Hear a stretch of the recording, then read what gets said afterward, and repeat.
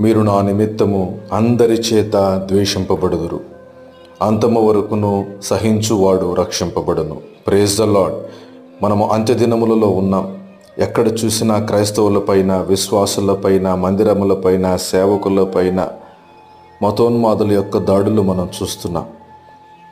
ఎవరిపైన కనికరము లేకుండా ప్రవర్తించటం, కొట్టటం, ఉమ్మివేయటం, తిట్టటం, ఇలాంటివన్నిటినీ చూస్తున్నప్పుడు మనకు బాధేస్తుండొచ్చు, కోపం వస్తుంది.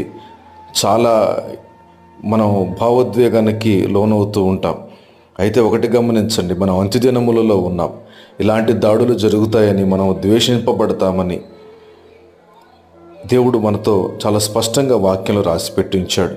కాబట్టి ఇక దేవుడు అక్కడ చాలా సమీపముగా ఉన్నది కనుక సిద్ధపడండి సంగమా, సిద్ధపడండి దేవుని బిడ్డలారా. దేవుడు మిమ్మల్ని దీవించును.